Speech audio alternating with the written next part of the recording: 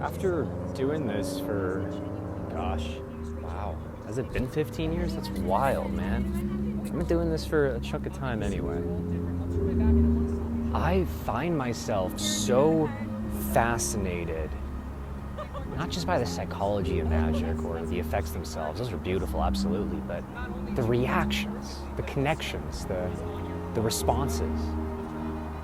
And it really makes me think about this whole idea of astonishment. Like, what exactly is that? It's weird, right? Because, like, I don't know.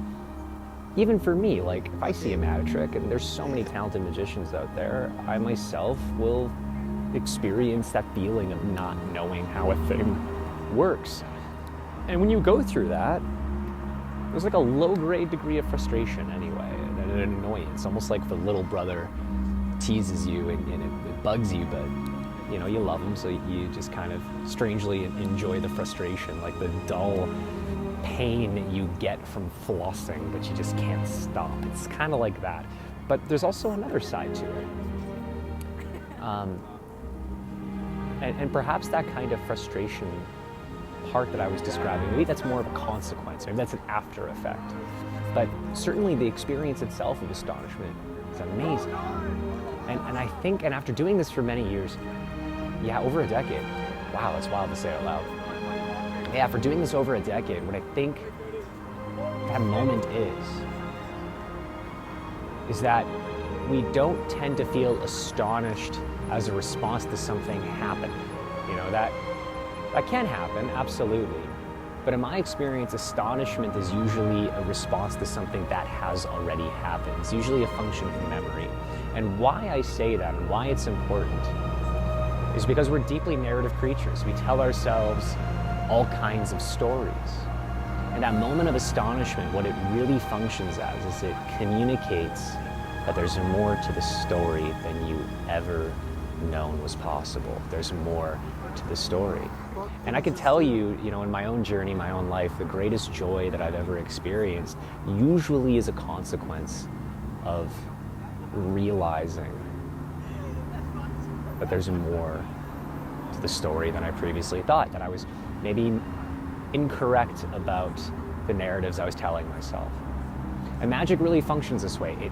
It tends to break apart narratives and explore, or rather expand those narratives, right?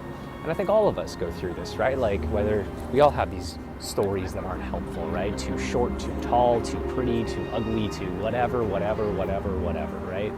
The whole to list. We all kind of have these ideas. And magic tends to break those. And at the same token, it lets you know there's more to the story. You know, there's a reason that all those things happen. There's something ties everything all together. And I think as humans, we love that. We love it when, especially art, takes all these seemingly loose ends and just unifies them, and everything had a function and everything had a purpose. And I think we all relate to that. We all desire that, and we all find peace in that. That's why I'm a magician.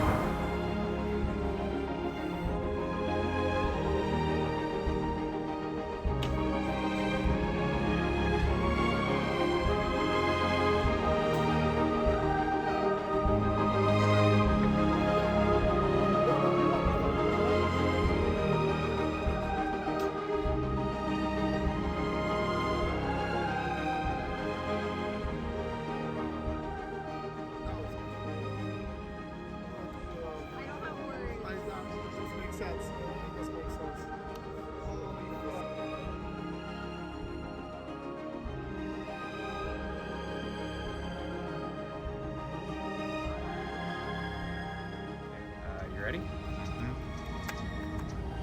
Yeah? Yeah. Sorry, I said mm-hmm. No, I love it. You're like, oh.